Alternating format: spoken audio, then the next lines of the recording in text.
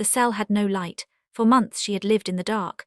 Not the ordinary dark of a room with curtains drawn, but the absolute dark of a place designed to erase a person from the world entirely. The German government had a name for this kind of disappearance: Nacht und Nebel, night and fog, a classification reserved for the most dangerous prisoners, the ones who were not to be tried, not to be documented, not to be acknowledged. They were simply to vanish. She had been classified as extremely dangerous. She was a 30-year-old woman who had written children's stories and played the harp. She was also, by the autumn of 1944, the only Allied agent who had operated a clandestine radio network alone in Nazi-occupied Paris for months, transmitting intelligence that could not be obtained any other way, while the entire Gestapo apparatus in France dedicated significant resources to finding her. They had found her. They had held her in chains, in solitary confinement in a prison in Forges for 10 months, and when they finally moved her, it was not toward freedom. On the 13th of September 1944, in the pre-dawn hours, at a place called Dachau, a German guard later testified that a young woman with dark eyes was made to kneel on the ground. Her last word, he said, was liberté. This is the story of Noor Inayat Khan. And to understand what brought her to that moment, what she chose, what she endured, and what she gave, you have to begin at the very beginning, in a world so far from the darkness of Dachau that it almost seems impossible the same life contained both. She was born on New Year's Day, 1914, in Moscow. Her father was Hazrat Inayat Khan, an Indian Sufi musician and teacher of extraordinary gifts, a man who had travelled from Baroda to the West carrying his sitar, his voice, and a philosophy of universal love that he believed could cross every boundary of religion, culture and language. Her mother was Aura Ray Baker, an American woman from New Mexico who had heard Hazrat speak in California and found in his teachings something she had been searching for without knowing its name. They married, and into that union came Noor, the first child, the eldest, the one who would carry both worlds inside her for all the years of her short life. The family moved. London first, then Paris, then a house in Chorsnes on the western edge of the city, a place they called Fazl Manzil, which means the house of blessing. It was not a grand house, but it had a garden and it had music, and it had the particular atmosphere of a home organized around spiritual principles rather than material ones. Visitors came from across Europe to hear Hazrat teach. Children ran through the rooms. Noor grew up surrounded by the idea that all human beings were, at the deepest level, the same, that the walls between people were illusions that love and understanding could dissolve. She was a gentle child. Sensitive in the way that certain people are sensitive, not fragile, but deeply attuned to the emotional reality of every room she entered. She played the veena and the harp. She studied at the Sorbonne and the École Normale de Musique. She wrote children's stories drawn from the ancient Jataka tales, the stories of the Buddha's previous lives, and her retellings were full of warmth and moral seriousness, and a quality of compassion that ran through everything she made. She believed in non-violence. Her father had taught her that the highest calling of a human being was to serve others, and she had taken that teaching into her bones. She was, by everything she believed and everything she had been raised to be, a pacifist. Then in 1927, when she was 13 years old, her father died. Hazrat Inayat Khan was in his early 50s, travelling in India, when illness took him with brutal speed. He was gone before the family could reach him, and the House of Blessing, which had organised itself around his presence and his vision, was suddenly a house with a void at its centre. Noor was the eldest. The family had no significant income. The followers who had gathered around Hazrat began to scatter or to fall into disputes about the direction of his legacy. And into this fragile, grieving household, the 13-year-old girl quietly stepped into a role no child should have to carry, not as the head of the family in any formal sense, but as its emotional anchor, the one who held her mother and her siblings together through the years that followed. She did not seek credit for this. She simply did it, because someone had to and she was there. This quality, the willingness to step forward when something difficult needed doing, simply because it needed doing and she was present, would define her entire life. It would in the end define her death. The 1930s passed. Noor studied, wrote, taught music, cared for her family. Europe grew darker around them. Germany rearmed. Spain erupted in civil war. Czechoslovakia was swallowed. And then, on the 1st of September 1939, Germany invaded Poland, and the fragile peace that had held since the last catastrophe broke apart completely. France fell the following summer, with a speed that shocked the world. The German army moved through the Ardennes in a thrust that French military thinking had deemed impossible, And within 6 weeks the country that had held the Western Front for 4 years in the previous war was signing an armistice. The swastika rose over Paris. The occupation began. Noor faced a crisis that went deeper than the political. She had grown up believing in peace. She had built her inner life on the Sufi teaching that violence was a surrender of the soul. She was, by every conviction she held, opposed to the idea of taking up arms, and yet, she had watched what National Socialism was doing to Jewish communities across Europe. She had seen the photographs, heard the accounts, read the reports. The philosophy of universal brotherhood that her father had taught her did not permit her to look away from what was happening and call that looking away a principled position. Non-violence was not the same as indifference. Service to others was not the same as silence. She and her brother Vilayat made the decision together. They would fight, not despite their father's teachings they believed, but because of them. They escaped France on a coal barge, crossed the Channel, and arrived in England. Vilayat joined the Royal Air Force. Noor joined the Women's Auxiliary Air Force. She trained as a wireless operator. She had a gift for it, the patient precision required, the ability to maintain focus under pressure, the technical accuracy that radio transmission demanded. She passed her examinations. She was posted to operational duties. And then someone in a different kind of office looked at her file and saw something more than a signals operator. The Special Operations Executive recruited her in early 1943. Their mandate was to build and support resistance networks in occupied Europe. What they needed urgently, desperately in France was radio operators. Wireless operators were the vital thread that connected resistance cells in occupied territory to London, to intelligence, to supply drops to the entire Allied war effort. Without radio operators, networks went dark. And in France they were going dark one by one. The training that followed was intense. Weapons, demolitions, codes, counter-surveillance. The mechanics of living under a false identity in a city where the wrong word in the wrong place could bring the Gestapo to your door before morning. Her instructors had concerns. She was, they noted, too honest by temperament for this kind of work. Too open, too inclined to trust. They worried she lacked the hardness that clandestine operations required. They sent her anyway. There was no one else. On the 17th of June, 1943, in the darkness before dawn, a Halifax bomber flew low over the French countryside south of Paris. A parachute opened in the dark air. Noor Inayat Khan landed in occupied France under the code name Madeleine. Paris in the summer of 1943 was a city of surfaces. In the cafes on the boulevards, the old life continued with a performance of normality that the occupation required. German officers ate in the best restaurants. French citizens went to work and came home and tried not to see the things they were seeing. And beneath all of this, in apartments and back rooms and quiet streets, people were doing things that could get them killed. Noor moved into this world and immediately found it collapsing around her. The network she had been sent to join, one of the largest SOE circuits in France, known as Prosper, was being systematically destroyed by German counterintelligence. Within weeks of her arrival, her commanding officer was arrested, then another agent, then another.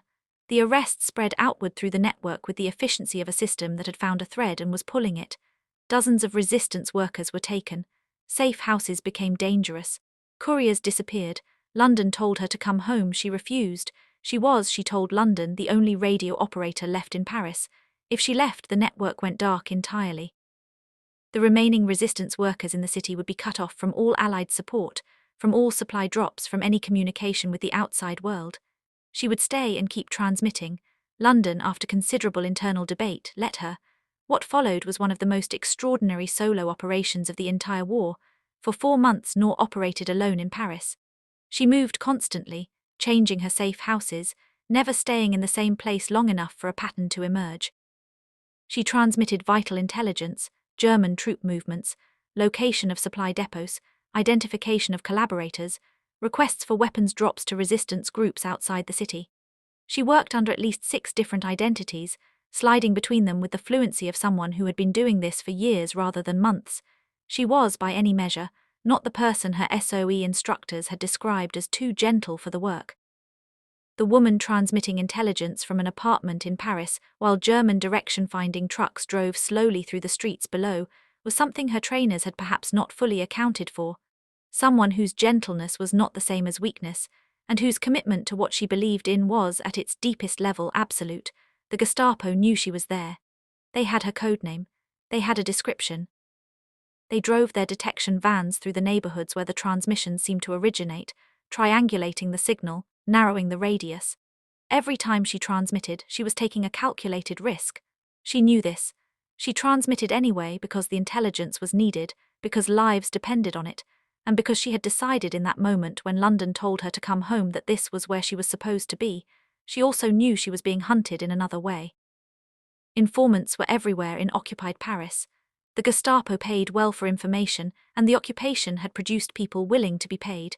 Noor was aware that the danger was not only the direction-finding equipment in the vans. It was the person at the neighbouring table in the café, the woman who had seen her enter the same building twice, the man who had noted the suitcase she carried and wondered about its weight. She was extraordinarily careful. And still. In October 1943, she was betrayed.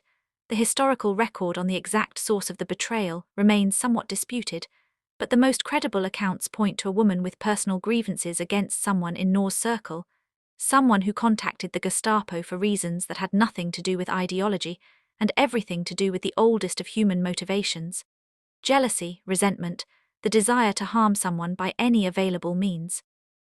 On the 13th of October 1943, German agents came to the apartment where Noor was staying.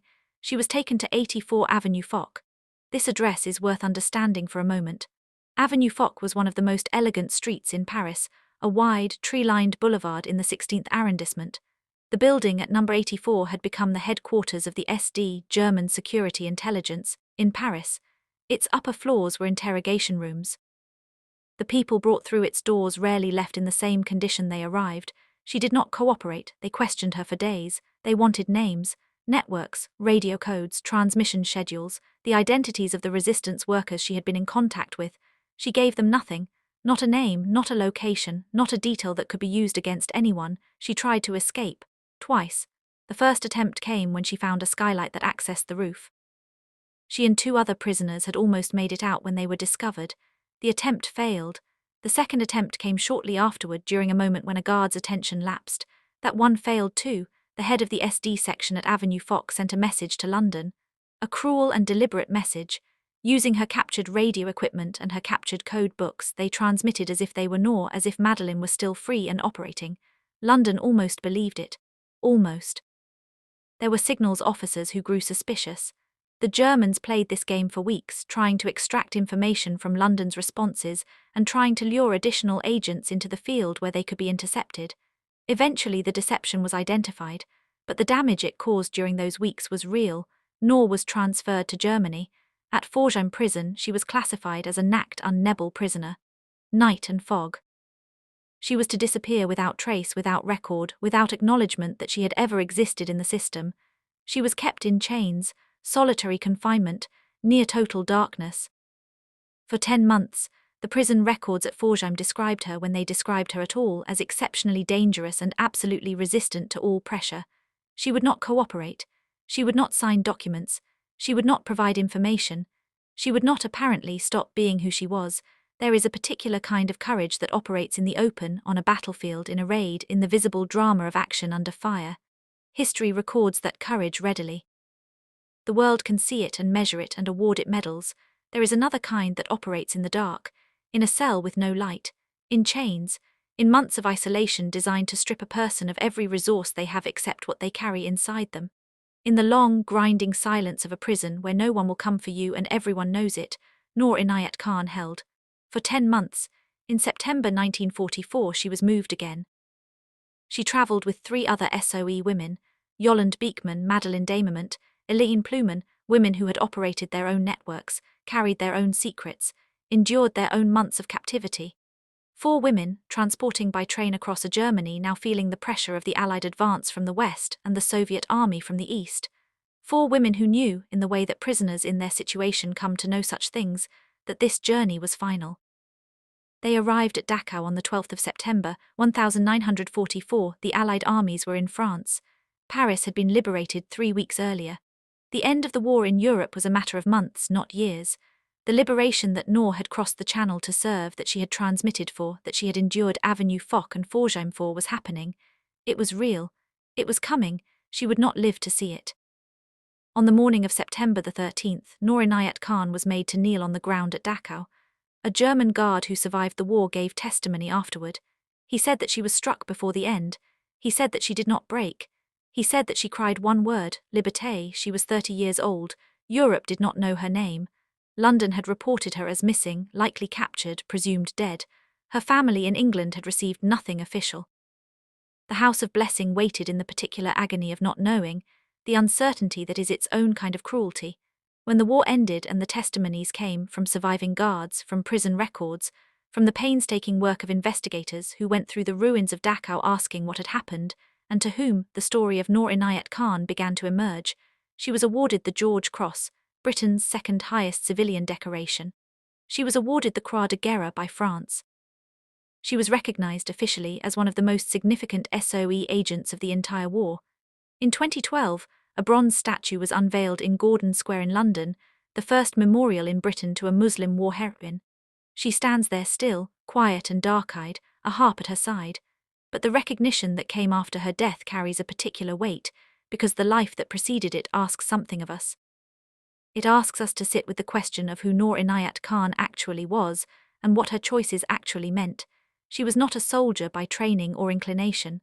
She was a musician and a storyteller, and a woman raised to believe that peace was the highest human achievement.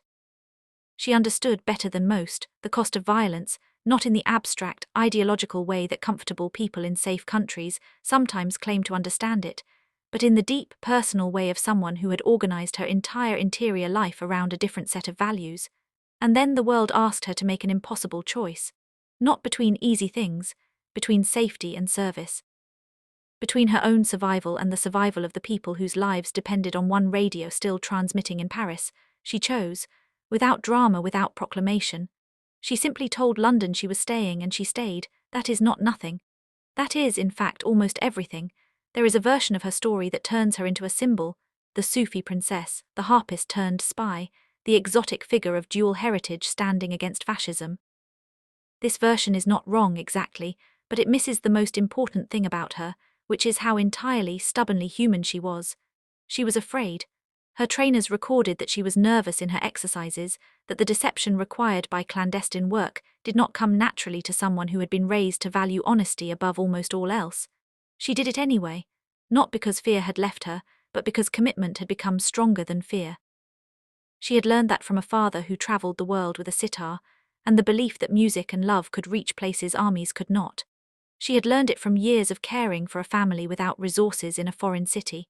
She had learned it standing on a doorstep in England, deciding that pacifism and passivity were not the same thing, that the most loving response to what was happening in Europe was to risk herself in opposing it. She gave everything she had and kept nothing back. This is what courage looks like when it is not performed, not the raised sword and the battle cry, but the decision made quietly in an ordinary room to stay when leaving would have been so much easier.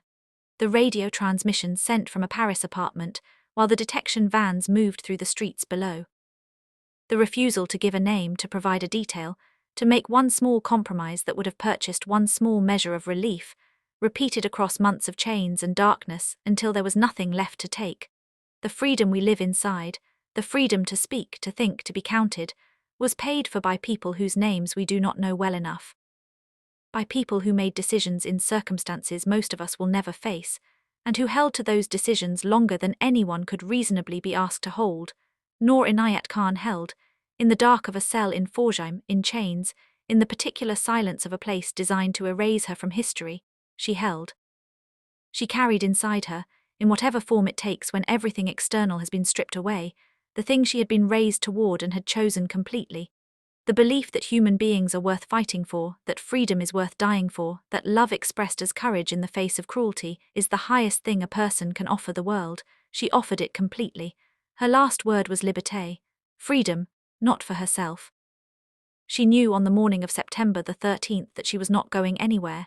She said it for the same reason she had stayed in Paris when London said come home, because it needed to be said, because someone needed to say it, because she was there, and we are here. In the freedom she and others like her purchased with everything they had, the least we can do is say her name clearly and remember what it cost, Noor Inayat Khan, Madeline, the woman who stayed.